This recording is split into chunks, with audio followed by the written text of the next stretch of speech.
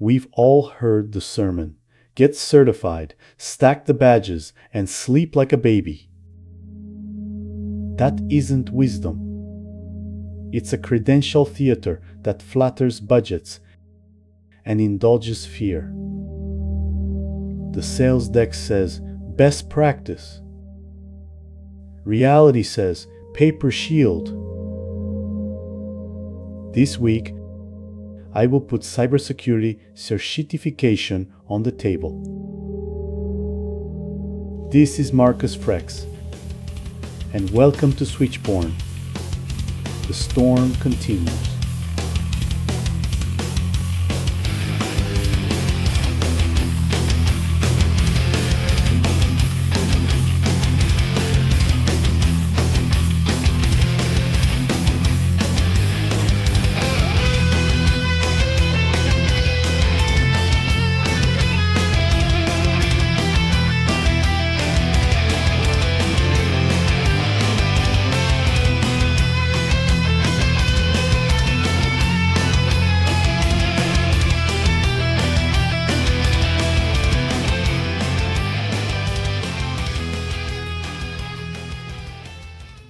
Here's what changed since you learned to spell CISSP.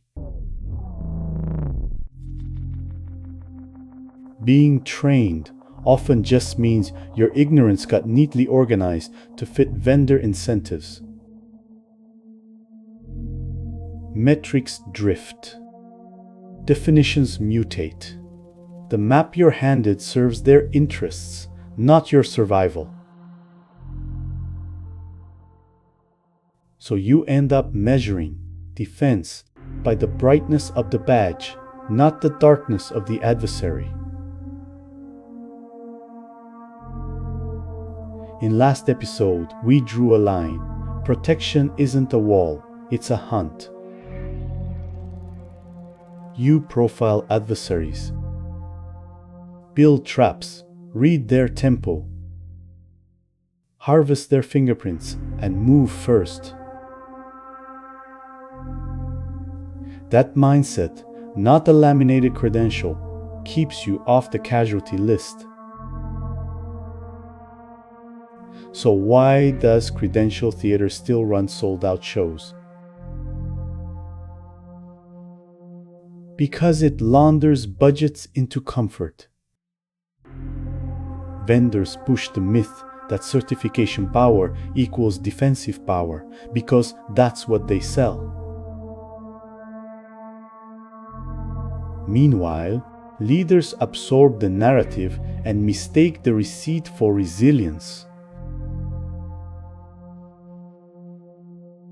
Let's say it plain, the only power that exists in a breach is what your people can do under pressure.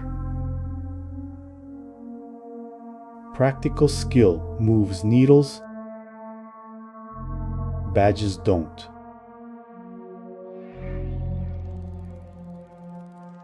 If it never becomes action, it's just ink.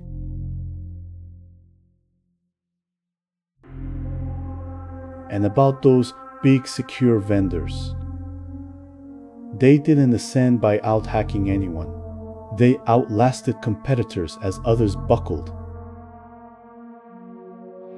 Then wrapped the market in a fragile hegemony of certs. The empire wasn't built on mastery. It was built on narrative and distribution.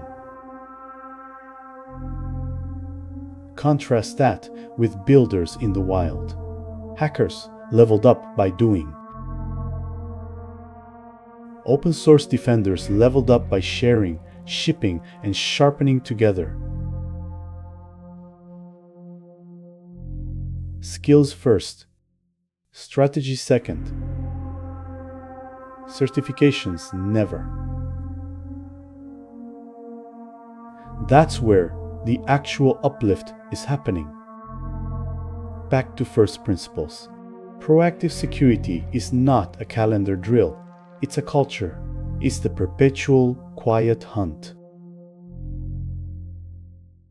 Pulling attackers into convincing lures. Watching their pivots. sampling their TTPs, and turning behavior into fingerprints you can reuse.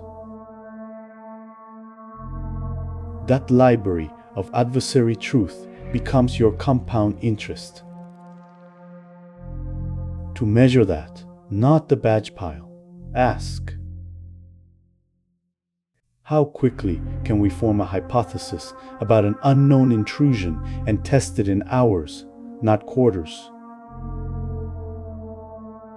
How many behavioral fingerprints have we added this month, and how many blocked something real?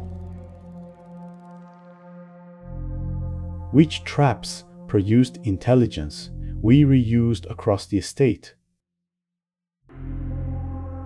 Where did we plan to the end, including containment, burn downs, and public fallout, before we lit the match?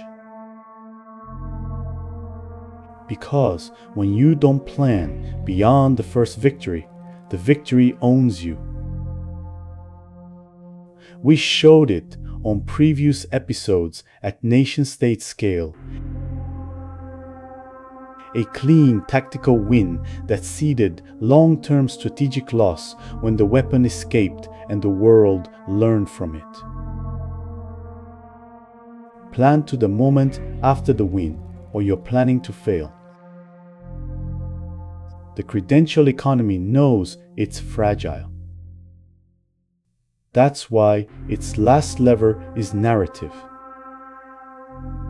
If you stop believing the spell, if you can name who actually has defensive power in 2025 and why their grip loosens. Believe outcomes, not brochures. If you need clout, earn it with consequences. Let your defenders become the single source of truth for your threat landscape. Hide your hunters. Keep your traps secret. And when you identify the threat, don't just mitigate, make the cost of attacking you catastrophic.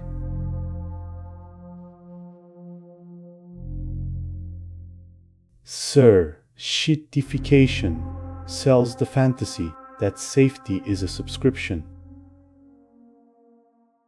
It isn't. Safety is a habit, practiced by people who plan to the end and measure by what never makes the news. Seek the artist, become the hunter, and stop paying for ceremony that won't stand in the fire.